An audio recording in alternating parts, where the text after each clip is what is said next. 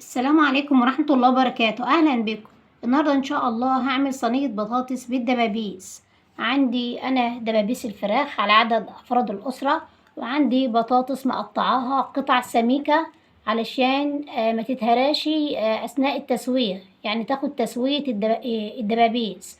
وعندي أنا طماطم منزوعة القش وفصين توم، وعندي بصل متقطع، والبهارات بتاعتي اللي هي عبارة عن ملح وفلفل وجنزبيل وكمون وبهارات 7. أول حاجة طبعا إن أنا باخد البهارات ديت وبحطها على البصل علشان أعمل لها عملية دعك.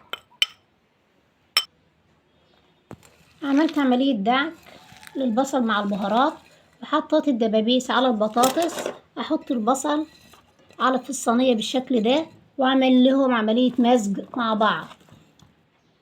عندي قرن فلفل اخضر بحطه في قلب الصينية واعمل معاهم عملية المزج مع بعض. عندي الخلاط والطماطم المنزوعة القشر بالثوم بحطها في قلب الخلاط مع قليل من الماء واضربهم علشان اخد معجون الطماطم. فرمت الطماطم بحطها طبعا على الصينية بتاعتي علشان هنبدأ التسوية. حطيت معجون الطماطم، واخر حاجة بحطها المادة الدهنية على حسب الرغبة، ممكن احط سمن او ممكن احط زيت.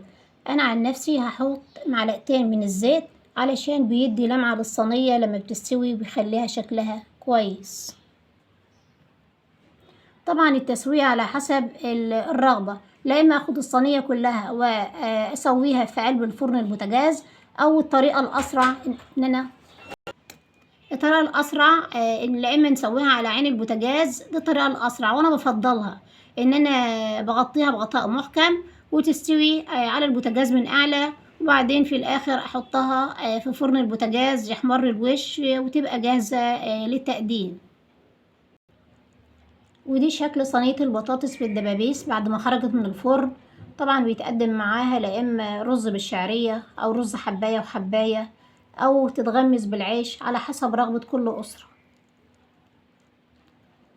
وطبعا لما اكون مستعجلة وعايزة اطهي الاطعمة طبعا بسويها من اعلى على البوتاجاز، وبعد كده بدخلها الفرن. كده بيوفر في الوقت وتوفير في الغاز.